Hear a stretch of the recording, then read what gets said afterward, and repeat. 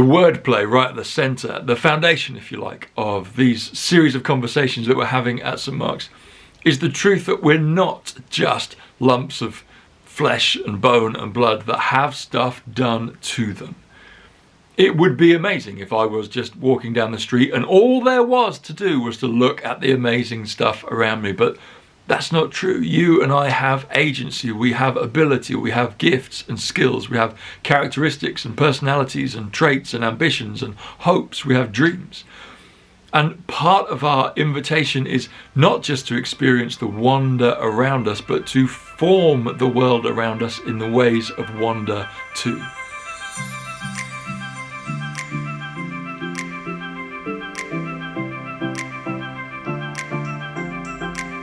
Remarkably, hundreds of years later, we have these descriptions of the early church. The early church is just this catch-all phrase for the church that kind of starts just after the time of Jesus. The people that knew Jesus personally, that had walked down a road with him, or knew somebody that had gone fishing with him, that had a meal with him, that had been there on a mountainside when he taught. And those people who perhaps best have the ability to catch what he meant and do what he did and continue the message going. Those people, as they start to gather together and figure out what it is to be a disciple, well, those are the people that we call the early church. And there are these descriptions of them in the Bible as we have it now. They weren't writing the Bible, they were just writing letters to each other. We have some that were written by Roman soldiers and people like that and philosophers. We have all these descriptions. And almost universally throughout these descriptions, they talk about this bunch of disciples, this strange group of Christians, of small Jesuses, of people that follow the way of Jesus. They have these strange habits where they meet together with glad and sincere hearts, and they share their stuff around, and they rescue babies, and they believe in the ability of family to welcome in others, and they don't push others away and keep them out, but they welcome all people in, and they promote the way of peace rather than of war, and they talk about love of other and love of neighbour, and they don't just talk about it, they do it. And so there's these strange people.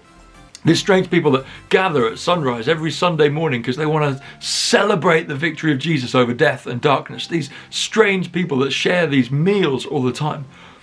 And though they're strange, there's this, this attitude that everybody else seems to have towards them. Even if you don't like what they stand for, even if you disagree with what they're saying, many people seem to be amazed by them. Of course they are. Can you imagine a world, where there's maybe polarized political debate?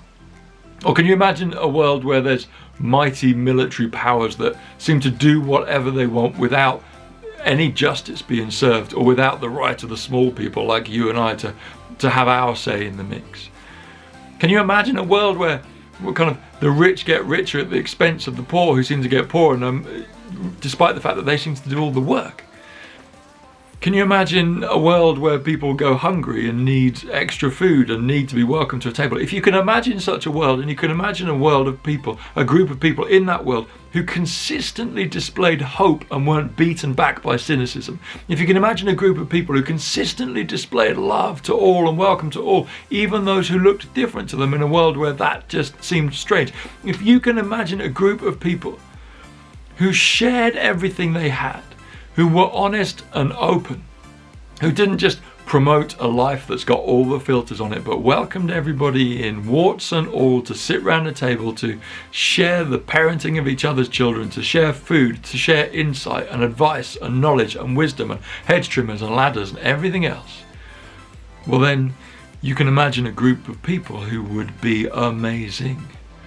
And who, from the outside, people might look and say, I don't get it, I don't understand it, I don't follow their teaching, but it looks a little bit weird if I'm honest, but that's amazing that they're able to do that. That's wonderful. Well, there was a group of people that were able to do that. And the church, let's be honest, hasn't been able to do it consistently all the way through history, but I still believe that there could be a small village of people somewhere who, inspired by the way of Jesus, empowered by the Spirit of God, were able to be full of wonder and form the world in the ways of wonder to the glory of God. Imagine being in that group.